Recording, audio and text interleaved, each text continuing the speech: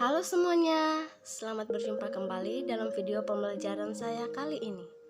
Perkenalkan, nama saya Agil Ritamsi Henu, mahasiswa pendidikan biologi Universitas Nusa Cendana. Pada video kali ini kita akan membahas tentang salah satu materi, yaitu mengelompokkan protista berdasarkan ciri-ciri umum kelas dan mengaitkan peranannya dalam kehidupan. Pada pertemuan kali ini, ada beberapa pencapaian kompetensi yang diharapkan dapat dicapai oleh siswa, yaitu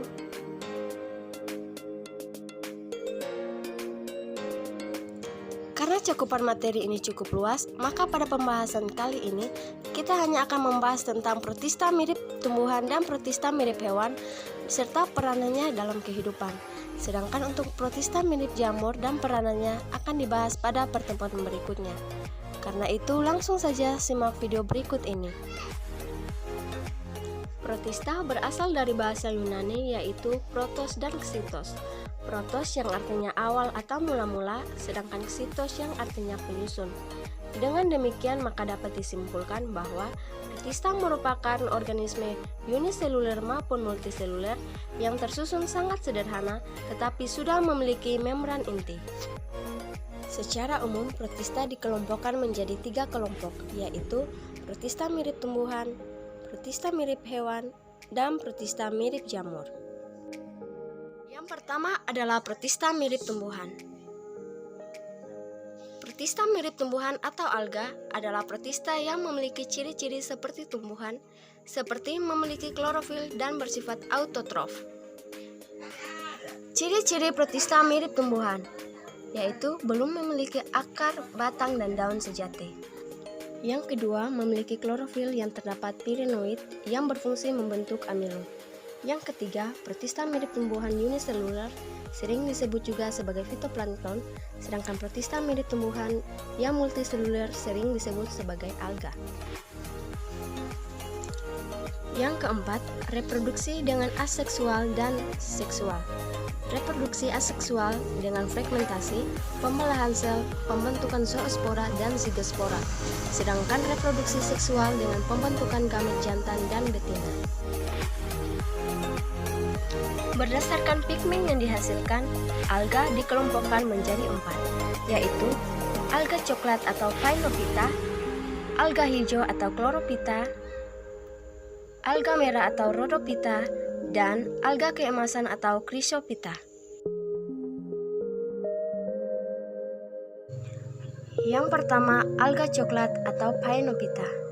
Ciri-cirinya, yang pertama, menyerupai tumbuhan tingkat tinggi. Yang kedua, memiliki klorofil A dan C serta pigmen tambahan yaitu xanthophyll dan phycocyanin. Yang ketiga, habitatnya sebagian besar di laut. Yang keempat, reproduksi secara aseksual dan seksual. Reproduksi secara seksual dengan fragmentasi dan zoospora. Sedangkan reproduksi seksual dengan oogami sel telur dihasilkan oleh oogonia, sedangkan sperma dihasilkan oleh antheridia.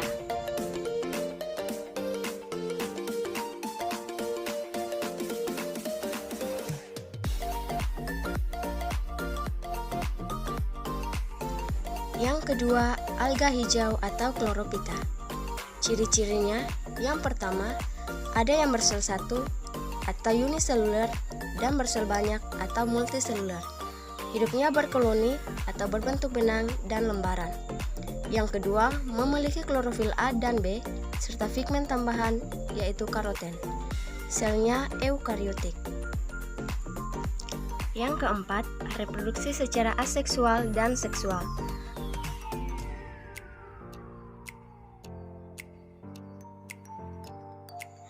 Yang ketiga, alga merah atau Rhodophyta. Ciri-cirinya, yang pertama, habitatnya di laut. Yang kedua, multiseluler. Yang ketiga, memiliki klorofil A dan B serta pigmen tambahan yaitu phycocyanin dan phycoerythrin.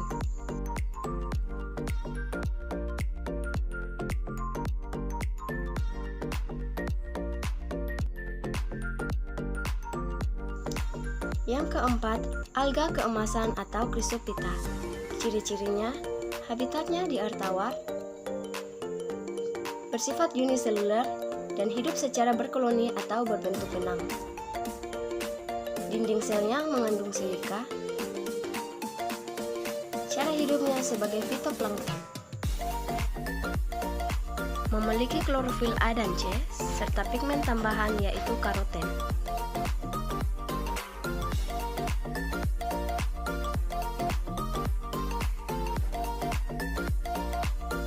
Peranan protista mirip tumbuhan dalam kehidupan. 1. Alga hijau merupakan fitoplankton yang dapat diolah sebagai makanan ikan. Yang kedua, Pyrophyta atau alga merah dapat digunakan sebagai makanan suplemen kesehatan. Yang ketiga, Gelidium dan Gracilaria dapat diolah menjadi agar-agar. Yang kedua, protista mirip hewan.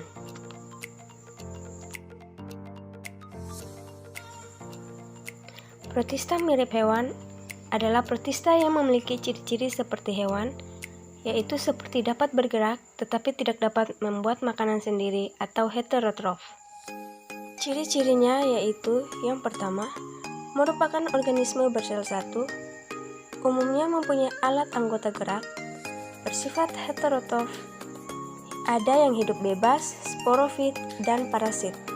Habitatnya di air tawar, air laut, tempat lembab, dan ada juga yang hidup di dalam tubuh hewan dan manusia. Berdasarkan alat geraknya, protista mirip hewan dikelompokkan menjadi 4 kelompok. Yang pertama, Rhizopoda, yang kedua, Ciliata, yang ketiga, Flagellata, dan yang keempat, Sporozoa.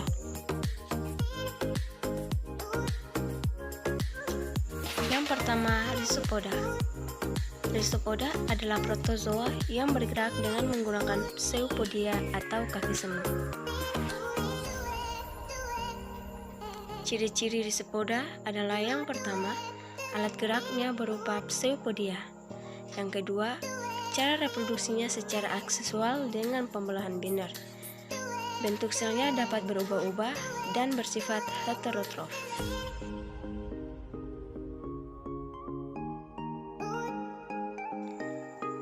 Contoh Rhizopoda adalah amuba. Yang kedua adalah Ciliata. Ciliata adalah kelompok protista yang menggunakan silia atau rambut getar sebagai alat geraknya.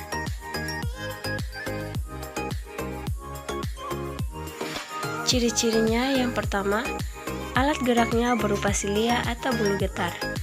Yang kedua, memiliki 2 inti sel.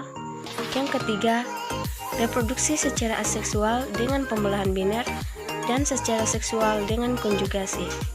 Memiliki trikokis untuk melindungi diri dari musuhnya.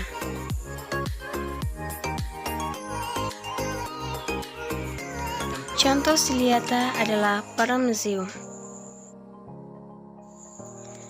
Yang ketiga, Flagellata. Flagellata adalah kelompok protista yang bergerak dengan menggunakan flagel atau bulu cambuk.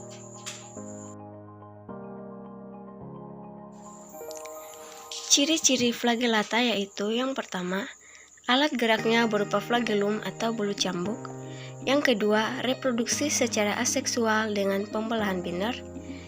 Ada yang hidup di air, ada juga yang bersimbiosis dan hidup di dalam tubuh manusia dan hewan sebagai parasit.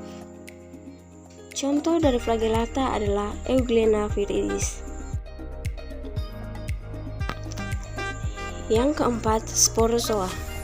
Sporozoa merupakan kelompok protozoa yang tidak memiliki alat gerak.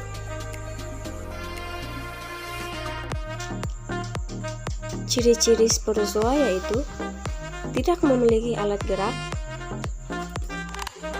tidak memiliki vakuola kontraktil, memiliki daur hidup yang kompleks, reproduksi secara seksual dan aseksual, dan dapat membentuk spora.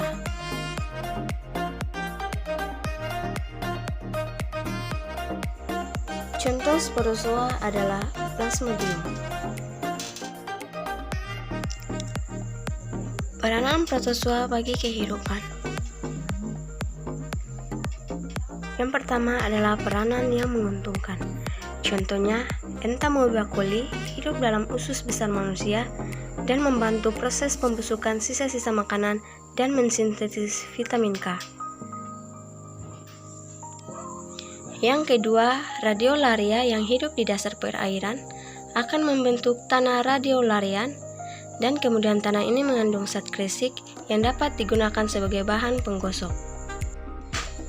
Yang berikut adalah peranan yang merugikan. Contohnya, Entamoeba gingivalis merupakan rizopoda atau parasit dalam tubuh manusia, di mana organisme ini menyebabkan kerusakan pada gigi dan gusi. Yang kedua, Trypanosoma cruzi merupakan protista yang dapat menyebabkan penyakit Chagas atau anemia pada anak-anak.